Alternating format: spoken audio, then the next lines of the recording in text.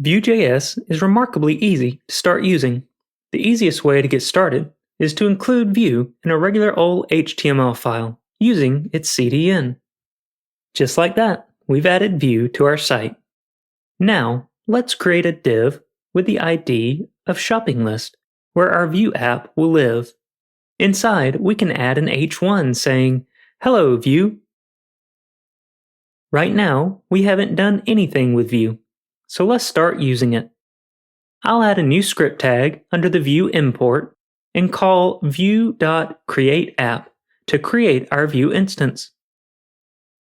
For now, I'll also just pass an empty config object. Next, we'll need to tell the Vue instance where it should exist on the page. This is where the div that we added earlier comes into play. We'll tell our Vue instance to mount to the shopping list ID we added earlier. Nice! Now Vue is instantiated, and we're ready to start using it. Let's display some Vue data to the page. First, we'll add a data method to our config object. Then, we'll return an object with a header property set to Vue is ready to party.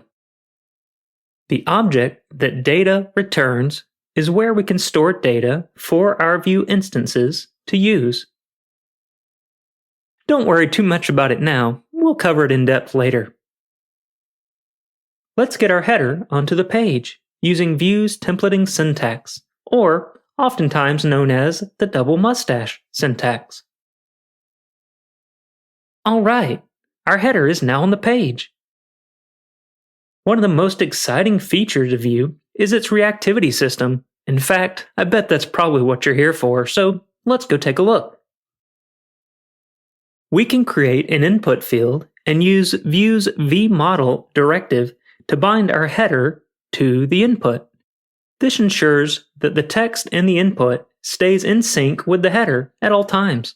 So when we change the input's value, we'll see that our h1's content changes instantly.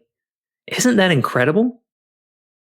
It was so quick and very easy to get going. Just imagine how tricky that would have been using vanilla JavaScript or even jQuery.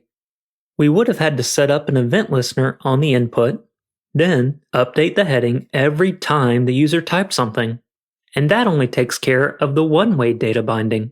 With Vue, the data is bound both ways. So, if we updated our data.header directly, we would see that it would update on the screen too.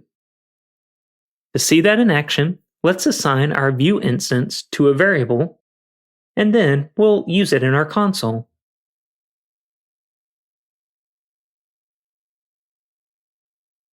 Whoa!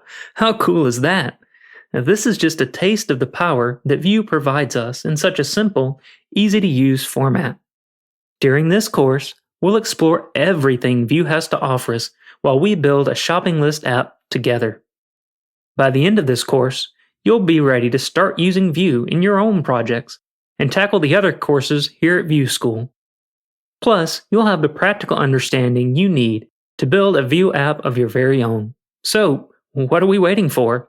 Let's dive into our next lesson and see just how fast, easy, and fun it is to work with Vue.